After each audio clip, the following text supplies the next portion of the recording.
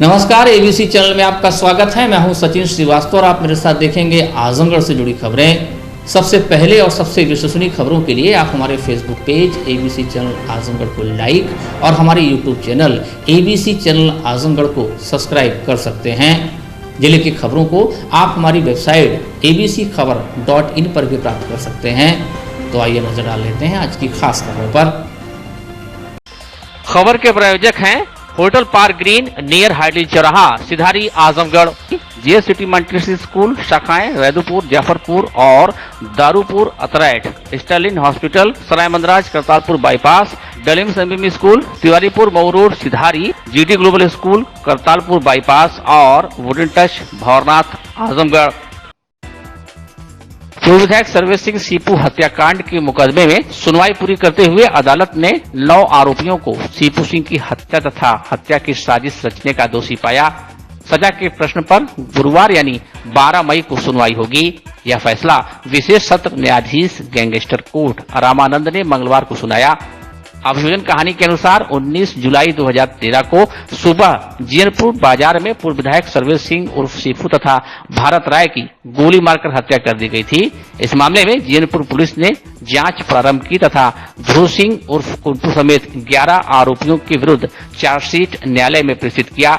इसी दौरान शासन के निर्देश पर सीबीआई ने भी मुकदमा दर्ज कर जांच शुरू कर दी। सीबीआई ने पुलिस की जांच को आगे बढ़ाते हुए 2 अन्य आरोपियों दुर्ग विजय तथा शिव प्रकाश का नाम जोड़ते हुए कुल 13 आरोपियों ध्रुव सिंह उर्फ कुंटू सिंह, संग्राम सिंह, मोहम्मद रिजवान, अरविंद कश्यप, विजय यादव, अभिषेक सिंह, भोनू, शिव प्रकाश उर्फ प्रकाश यादव, राजेंद्र यादव, राम प्रवेश, मृत्युंजय, दिनेश, कन्हैया उर्फ गिरधारी के विरुद्ध चार्जशीट न्यायालय में प्रेषित की। कोर्ट द्वारा एक आरोपी राम प्रवेश के नाबालिग होने के कारण उसकी पत्रावली अलग कर किशोर न्यायालय को भेज दी गई, जबकि एक अन्य आरोपी कन्हैया और गिरधारी को पुलिस ने मुठभेड़ में मार गिराया। मुकदमे के अंतिम चरण में बयान मुलजिम के समय अरविंद कश्यप तथा अभिषेक सिंह और मोनू फरार हो गए, जबकि मोहम्मद रिजवान, विजय यादव तथा बयान मुलजिम के बाद फरार हो गए। अभियोजन पक्ष की तरफ से संतोष सिंह उर्फ टीपू, यशवंत सिंह उर्फ गप्पू तथा बंदना सिंह समेत 20 गवाहों को परीक्षित कराया गया। अदालत ने मंगलवार को फैसला सुनाते हुए 9 आरोपी ध्रुव सिंह उर्फ कुंटू, मृत्युंजय सिंह, दिनेश सिंह उर्फ रंपत, शिव प्रकाश उर्फ प्रकाश, राजेंद्र यादव, संग्राम सिंह, दुर्ग विजय, मोहम्मद रिजवान तथा विजय यादव को हत्या व हत्या की साजिश का दोषी पाया। अभियोजन पक्ष की तरफ से सीबीआई की विशेष लोक अभियोजक दीप नारायण, प्रदेश सरकार के विशेष संयोजक वरिष्ठ अधिवक्ता लाल बहादुर सिंह, स्वामीनाथ यादव, वंश गोपाल सिंह, रवि राय, संतोष सिंह ने पैरवी की। आज सगड़ी के ex MLA Sarvesh Singh murder case में न्यायालय में फाइल जो है निर्णय के लिए सुनिश्चित थी। माननीय न्यायालय ने आज निर्णय सुनाया, जिसमें 9 लोगों को, ध्रुव सिंह व उनके 8 अन्य साथियों को धारा 120 बी 302 में दोष सिद्ध किया तथा 4 अभियुक्तों को धारा 147 में दोष सिद्ध किया और एक अभियुक्त को धारा 201 में भी दोषी करार दिया। एक धारा लगी हुई थी अभियुक्त विजय यादव पर कि मर्डर करने के बाद उसने अभियुक्तों को संरक्षण दिया था, लेकिन न्यायालय ने उसे आरोपित नहीं पाया और इसलिए उसको धारा 212 आईपीसी में दोष मुक्त करार दिया। माननीय न्यायालय ने सजा के बिंदु पर सुनवाई के लिए 12 मई की तारीख तय की है। कुल 9 लोगों को सजा हुई है इस केस में, जिसमें ध्रुव सिंह व उनके 8 अन्य साथियों को। कुल अभियुक्त 13 थे। ट्रायल के दौरान एक अभियुक्त की मृत्यु हो गई। एक अभियुक्त जुवेनाइल था, उसका ट्रायल अभी जुवेनाइल बोर्ड में चल रहा है। 2 अभियुक्त 313 के स्तर पर फरार हो गए, इसलिए केवल 9 लोगों का ही विचारण हुआ और 9 लोगों को ही सजा सुनाई गई। कोर्ट नंबर 6 से गैंगस्टर स्पेशल जज गैंगस्टर कोर्ट से। आज पूर्व विधायक सीपू सिंह की हत्या जो हुई थी, उसमें आज दोष सिद्ध कर दिया गया सभी अभियुक्तों को, जिसमें मुख्य रूप से ध्रुव सिंह उर्फ कुंटू सिंह थे और अन्य लोग 9 लोग थे। सबको आज सजा सुना दी गई। सजा के बिंदु पे सुनवाई के लिए परसों की डेट रखी गई है, परसों मतलब 12 को। जी, कितने मामलों में चल रहा था मुकाबला, क्या क्या था? ये 302 और गैंगस्टर 147, 48, 149, 302 आईपीसी में था और 7 CLA। जी, क्या घटनाक्रम था, थोड़ा सा घटनाक्रम ये था कि पूर्व विधायक सीपू सिंह की जीयनपुर मार्केट में एक अन्य के साथ हत्या कर दी गई और उसमें बहुत कई लोग घायल भी हुए थे और उसमें उसी के बाद उस पर ट्रायल चला, उस पर सीबीआई जांच भी हुई, सीबीआई ने जो है ट्रायल फेस किया और उसमें सजा हुई। कुल कितने आरोपी थे? सभी 12 थे, 12 में एक मर गए थे और 11 लोगों का ट्रायल था, जिसमें 2 लोग चले गए थे, एक जोनाइल होल्ड हो गया था, एक जोनाइल होल्ड हो गया, उसका भी ट्रायल चल रहा जोनाइल कोर्ट में। एक आदमी, उसका एक बयान हो गया, एक व्यक्ति का उसमें वादी मुकदमा का बयान हो चुका है और बकिया 9 लोगों के विरुद्ध आज फैसला सुनाया गया। 2 लोग इसमें स्नान कर रहे हैं।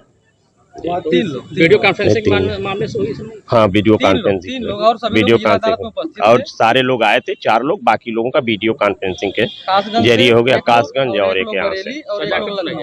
सजा के बिंदु पे 12 तारीख को सुनवाई होगी। सजा के बिंदु पे जो एब्सकॉन्ड है उनको भी सजा के लिए आज होगी? नहीं, उनकी तो पत्रावली अलग 2 लोगों की हो गई है और उनकी जो पत्रावली अलग हुई है, उनकी पत्रावली 9 लोगों के विरुद्ध हुआ, जो 2 की अलग हुई है उनका बाद में ट्रायल कंक्लूड है, लेकिन अब उनका 313 के स्तर पे वो लोग स्टैंड कर गए। अब अभी आएंगे पीपी साहब। पूर्व विधायक सर्वेश सिंह सीपू के बड़े भाई संतोष सिंह टीपू ने कोर्ट के फैसले का स्वागत करते हुए कहा कि उन्हें और उनके परिवार को न्यायालय पर पूरा भरोसा था। उम्मीद जताई कि 12 मई को अदालत कुंटू समेत सभी अभियुक्तों को मौत की सजा सुनाएगी। मैं बहुत बहुत धन्यवाद देना चाहता हूं न्यायपालिका का। मुझे न्यायालय पर पूरा भरोसा था कि मुझे न्याय मिलेगा और मैं और मेरा परिवार जब से ये घटना घटी तब से हम लोग लगातार जो है लगे रहे और पूरी उम्मीद के साथ लगे रहे कि न्यायालय हमारे साथ जो है न्याय करेगा। और आज मैं पूरे परिवार की तरफ से मैं न्यायालय को जो है अपना बधाई देता हूँ, धन्यवाद देता हूँ कि ऐसे दुर्दांत अपराधी को आज उन्होंने जो है दोष सिद्ध किया है और 12 तारीख को सजा सुनाई जाएगी। और मैं न्यायालय से ये मांग करूंगा कि ऐसे दुर्दांत अपराधी को कम से कम जो है फांसी की सजा दी जाए। और मुझे आज भी विश्वास है और मुझे पहले भी विश्वास था कि न्यायालय मेरे साथ न्याय करेगा। तो मैं बहुत बहुत धन्यवाद। आजमगढ़ के जीयनपुर कोतवाली क्षेत्र के दुसवा गांव में वैवाहिक कार्यक्रम में असलहे के खुलकर प्रदर्शन के मामले में पुलिस अधीक्षक अनुराग आर ने जीयनपुर पुलिस को तत्काल मुकदमा दर्ज कर कार्रवाई का आदेश दिया है। बीती रात सनोज यादव के घर पर उसकी बहन की बारात मऊ जिले से आई थी, जहां पर बारातियों ने ऑर्केस्ट्रा के दौरान जमकर प्रदर्शन किया। हाथ तो तब हो गई जब नर्तकी के डांस के दौरान मनवर असलहे की नाल में रुपए डालकर नर्तकियों की तरफ अभद्रता के साथ उनको कैश दे रहे थे। खुलकर असलहे का प्रदर्शन हुआ। पुलिस के संज्ञान में मामला आते ही एसपी ने मामले में धारा 307 के अंतर्गत मुकदमा दर्ज करने का निर्देश जीयनपुर कोतवाली पुलिस को दिया है।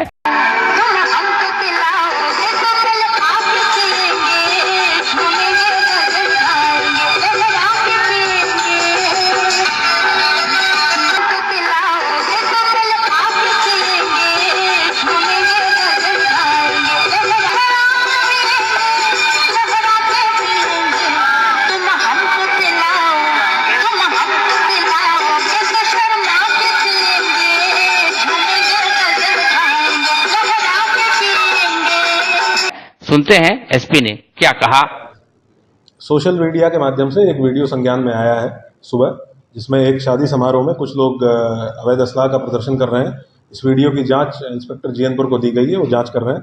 एफआईआर पंजीकृत कराई जा रही है धारा 307 के अंतर्गत और उसके साथ साथ जो भी लोग इसमें शामिल हैं उनकी गिरफ्तारी के लिए इंस्पेक्टर जीयनपुर को निर्देशित कर दिया गया है।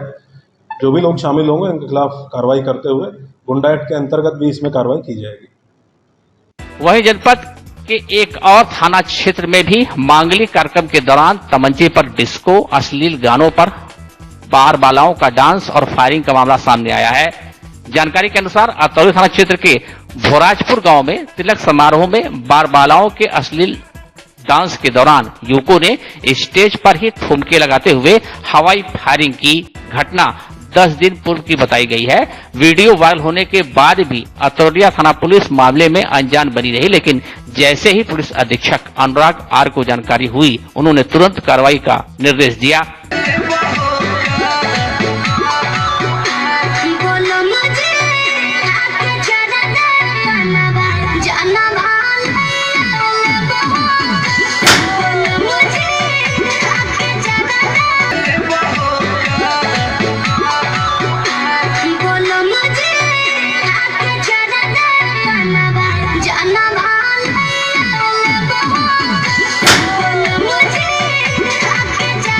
आप लोगों के माध्यम से आज एक वीडियो संज्ञान में आया है सोशल मीडिया पे, जिसमें अवैध असला का प्रदर्शन किया जा रहा है।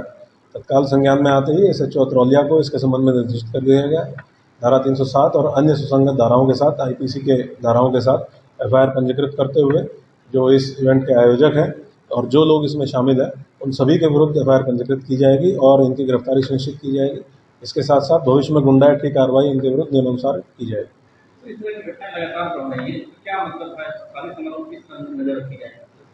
पुलिस लगातार पेट्रोलिंग सुनिश्चित करती है, क्योंकि शादियों का सीज़न है तो जहाँ भी इस तरह के आयोजन होते हैं पुलिस वहाँ पेट्रोलिंग करती है, वहाँ जाके चेकिंग करती है और अगर कोई इस तरह की बात प्रकाश में आती है उस पर लगातार कार्रवाइयाँ की जाती हैं। इससे पहले भी कार्रवाई की जा चुकी है। जो मैरिज हॉल संचालक हैं उनके विरुद्ध भी कार्रवाई की जा चुकी है, जो DJ संचालक हैं उनके विरुद्ध भी कार्रवाई की जा चुकी है।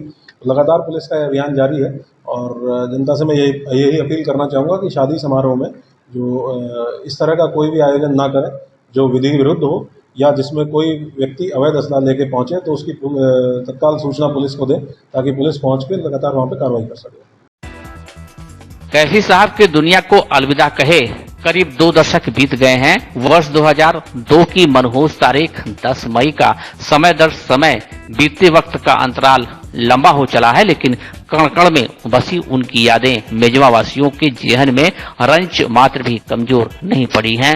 उनके गांव व आशियाना फतेह मंजिल में मैं ढूंढता हूं जिसे वो जहां नहीं मिलता, नई जमी नया आसमां नहीं मिलता, सरीखी रचनाएं जीवंत मिलती हैं। उन्होंने अपनी सोच मुताबिक कला सेवा को सामाजिक परिवर्तन के साधन के रूप में इस्तेमाल कर अपने गांव मेजवा को विश्व पटल पर ख्याति दी, जिसे उनकी बेटी पूर्व राज्यसभा सदस्य एवं सिने स्टार शबाना आजमी समाज सेवा की संजीवनी दे रही हैं। कोरोना काल में जरूरतमंदों की मदद करनी हो या फिर आधी आबादी को आत्मनिर्भर बनाने की जरूरत, मेजवा वेलफेयर सोसाइटी के सामाजिक सरोकार से जुड़ी गतिविधियां मरहूम कैफी साहब की सोच को मंजिल की ओर बदस्तूर जारी है। कैफी आजमी का जन्म 14 जनवरी 1919 को फूलपुर तहसील के मेजवा गांव में हुआ था। इनके पिता का नाम फतेह हुसैन और माता का हफीजुन था। बचपन में लोग इन्हें प्यार से अतहर हुसैन रिजवी कहते थे। कैफी को गांव के माहौल में शायरी और कविताएं पढ़ने का काफी शौक हुआ करता था और शुरुआत में उनकी यही गांव से ही हुई।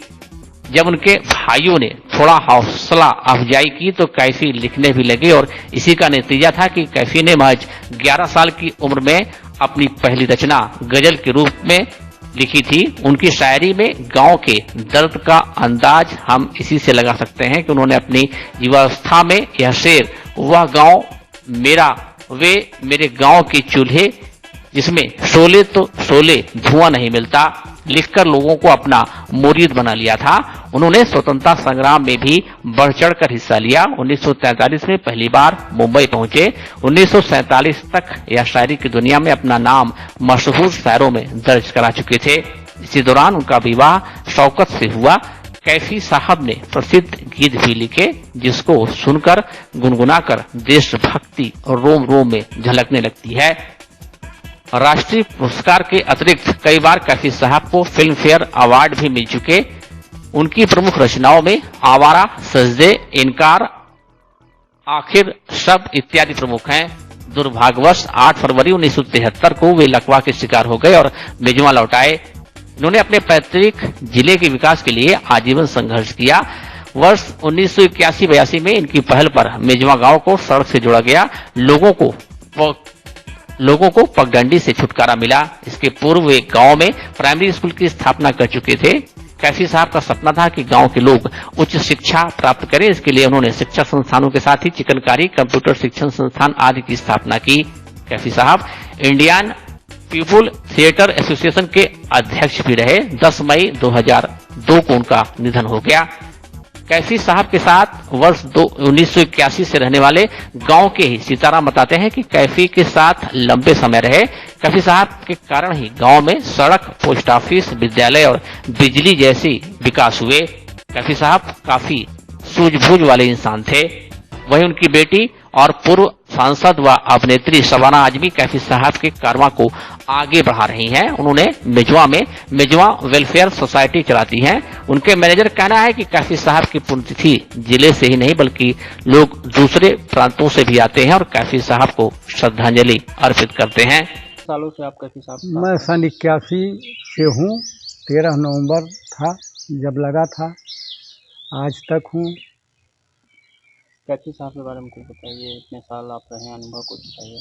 कैफी साहब मतलब बहुत काफ़ी सोच विचार के आदमी थे। चाहे जैसा भी आदमी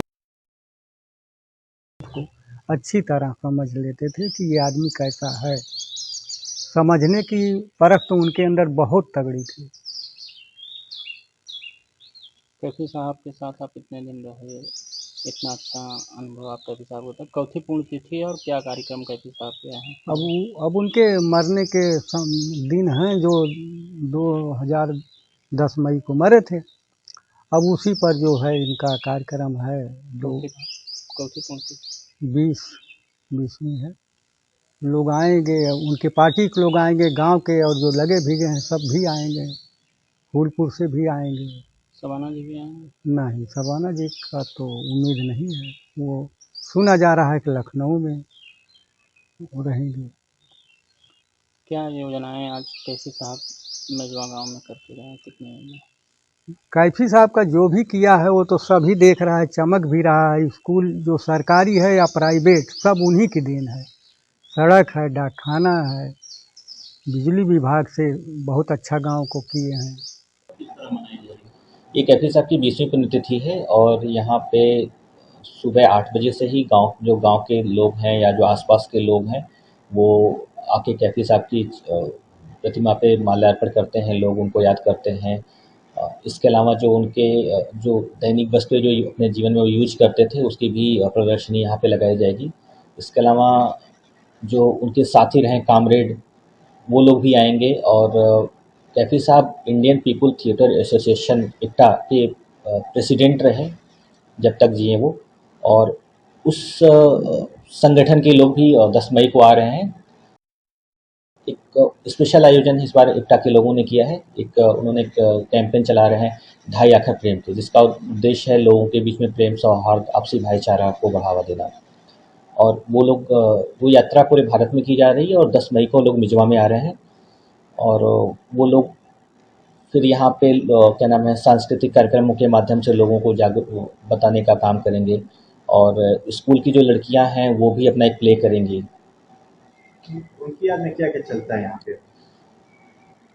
1993 में कैफी साहब ने एक NGO मिजवा वेलफेयर सोसाइटी करके फॉर्म किया, जिसमें गर्ल्स एजुकेशन, कंप्यूटर एजुकेशन और लाइवलीहुड, स्पेशली क्या नाम है वुमेन एम्पावरमेंट पे हमारा एक कार्यक्रम है चिकनकारी सेंटर, जहाँ पे हम उन करीबन 350 लोगों को डायरेक्ट हमने वहाँ पे एम्प्लॉयमेंट दिया हुआ है। इसके अलावा हमारा एक और प्रोग्राम है कैफी आजमी स्पोर्ट्स एकेडमी, जहाँ पे हम रूरल जो रूरल के जो बच्चे हैं जो स्पोर्ट्स खेलते हैं उसको हम वहाँ पे नर्चर करते हैं। तो उसके लिए हमारे पास एक कोच है वहाँ पे जो कि ट्रेनिंग देते हैं। इसके अलावा हम लोग इंफॉर्मेशन पे काम करते हैं, गवर्नमेंट स्कीम की एक्सेसिबिलिटी पे काम करते हैं, हम लोग वुमेन एंटरप्रेन्योरशिप पे काम करते हैं। गिरोहबंद अधिनियम में बाहुबली पूर्व सांसद उमाकांत यादव की 1 करोड़ 1 लाख कीमत के 14 भूखंडों को कुर्क करने का डीएम ने दिया आदेश। आजमगढ़ के थाना दीदारगंज में पंजीकृत उत्तर प्रदेश गिरोहबंद एवं समाज विरोधी क्रियाकलाप निवारण अधिनियम 1986 से संबंधित अभियुक्त पूर्व सांसद उमाकांत यादव पुत्र श्रीपति यादव निवासी चकगंज अलीशाह सरावां थाना दीदारगंज पर पुलिस व प्रशासन का शिकंजा कसता जा रहा है। एसपी ने बताया कि माफियाओं के खिलाफ अभियान जारी है। इसी क्रम में डीएम ने उमाकांत यादव के खिलाफ धारा 14(1) उत्तर प्रदेश गिरोहबंद एवं समाज विरोधी क्रियाकलाप निवारण अधिनियम 1986 में प्रदत्त शक्तियों का प्रयोग कर करीब 1 करोड़ 1 लाख कीमत के 14 भूखंडों को कुर्क करने का आदेश जारी कर दिया है। उमाकांत द्वारा अपराध जगत से अर्जित धनराशि से ग्राम कटार, परगना माहुल, तहसील फूलपुर में भूमि जिसकी कीमत ₹13,60,000 है, ग्राम भोरमऊ, परगना माहुल, तहसील फूलपुर में 10,40,000 6,500 रुपए कीमत की भूमि है। ग्राम पूरा कतवारू, परगना माहुल, तहसील फूलपुर में रुपये 15 लाख कीमत की भूमि है। इसके अलावा 1,65,000 रुपए कीमत की भूमि भी यहीं पर है। वहीं 1,25,000 रुपए कीमत की भी भूमि यहीं पर स्थित है। ग्राम सरावा, परगना माहुल, तहसील फूलपुर में 4,35,200 रुपए की कीमत की भूमि है। ग्राम पलिया माफी, परगना माहुल, तहसील फूलपुर में 7,70,000 की भूमि है। वहीं लखनऊ बलिया मार्ग पर 19,60,000 कीमत की भूमि है। इसके अलावा यहीं पर 12,11,000 रुपए कीमत की भूमि है और यहीं पर ही 7,70,400 रुपए कीमत की भूमि है। ग्राम शाहपुर, परगना माहुल, तहसील फूलपुर के पास 2,50,000 रुपए कीमत की भूमि है। यहीं पर 1,10,000 रुपए कीमत की दूसरी भूमि है और 2,30,000 रुपए कीमत की एक और भूमि है और वहीं 70,000 रुपए कीमत की एक और भूमि है।